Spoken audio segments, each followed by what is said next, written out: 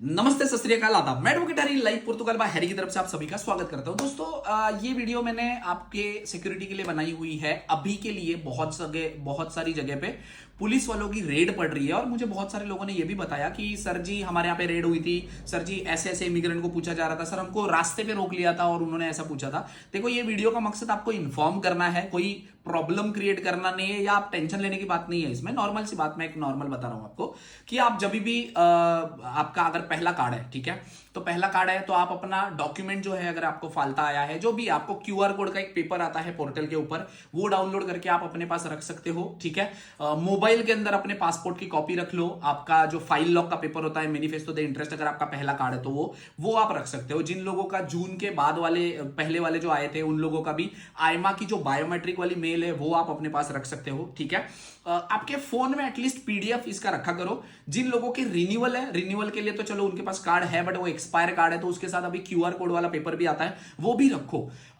ये बताने के पीछे का मेरा पर्पज ये है कि आजकल है ना, पुलिस वाले आपको कहीं पे भी रोक लेते हैं। मतलब ऐसे नहीं कि 100 लोगों में से 90% लोगों को रोकते हैं, 10% लोगों को रोकते हैं, क्या पता कल को आपको रोक ले, बस दैट्स इट, इतना ही है। ठीक है, इसमें डरने की बात नहीं है, नॉर्मल है कि इन्फॉर्मेशन मैं आपके साथ शेयर कर रहा हूं कि मेरे पास भी क्लाइंट आए थे, उन्होंने बोला कि सर जी हमको रोका गया।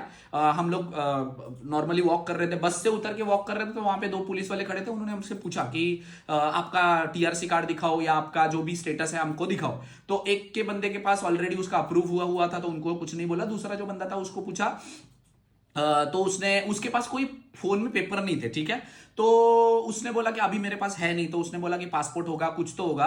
तो पुलिस वाला उनको लेकर गया था पुलिस स्टेशन में, ठीक है, कि आप दिखाओ हमको लैंग्वेज। उसके बाद उनका एक फ्रेंड था जो बात कर रहा था ना, मैंने जिनका बोला अप्रूव हो गया, तो वो थोड़ा सा समझ लो कि समझदार था। उसने उनको बोला पुलिस वालों की, ठीक है हम घर से आपको मंगा के दे देते हैं, कोई प्रॉब्लम नहीं है, हम दोनों ही रहते हैं यहाँ पे, हमारे पास है नहीं अभी मोबाइल में, मैं घर पे जाके लेके आता हूँ। तो पुलिस वालों ने उसको एक नोटिस दिया कि हाँ भाई, आप मुझे 7 दिन के अंदर डॉक्यूमेंट लाकर इधर प्रोड्यूस कर दो। तो वो घर पे गए, अपना सेम डे को उन्होंने अपना पासपोर्ट लेके आए, उनको दिखाया, उनका भी चेक किया, स्टेटस सारा सही था, कोई प्रॉब्लम नहीं था, और दे दिया, बस दैट्स इट, इतना ही था। ये इंसिडेंट बताने के पीछे का मकसद क्या है बताइएगा, कि आपके जो डॉक्यूमेंट्स है पोर्तुगाल रिलेटेड, निस आपका मतलब सोशल सिक्योरिटी फिनांस है, आपका फाइल लॉक का पेपर है, या अगर आपके बायोमेट्रिक हुए तो बायोमेट्रिक का पेपर है, आपको ईमेल जो आती है वो वाली, या आपका टीआरसी है, अगर आपका टीआरसी खत्म हो गया है तो आपका क्यूआर कोड वाला पेपर है, ये चीजें ना आप अपने पीडीएफ फॉर्म में अपने फोन में रखा करो। क्योंकि कभी भी अगर पुलिस वाला आपको पकड़ता है या कुछ भी होता है, इमिग्रेशन में आपको पूछा जाता है, इमिग्रेशन मतलब यहाँ पे अगर जैसे अभी मैंने देखा था कि वो सेंट्रो कमर्शियल में हुआ था, अल्माडा में हुआ था, एक साथ रेड पड़ी थी, कई इमिग्रेंट्स वालों को उन्होंने पूछा हुआ था। तो ऐसे क्या होता है, कई बार आपके हाथ में पेपर नहीं होते हैं, ठीक है, मतलब आपके फोन में नहीं रखते हो, आप सारी चीजें घर पे रखते हो, तो प्लीज उसकी एक एक कॉपी बना के अपने फोन में भी रखो, ताकि अगर वो मांगे तो आप प्रोड्यूस कर सको। दूसरी चीज, अगर आपके साथ पकड़ा जाता है या पुलिस वाले पूछते हैं तो क्या, देखो आपके पास टाइम होता है, आपको 7 दिन का 10 दिन का वो टाइम देते हैं कि आप लाकर प्रोड्यूस करो।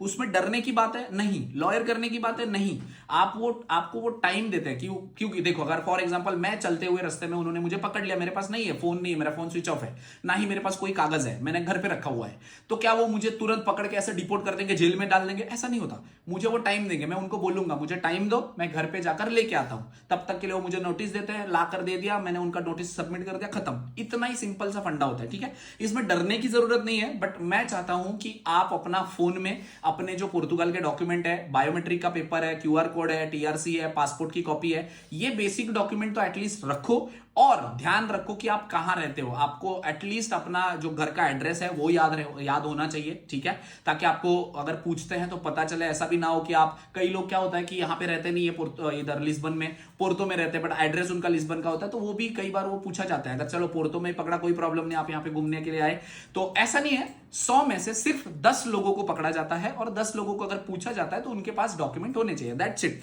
यही मेरा पर्पस था आप ये वीडियो बनाने के पीछे का।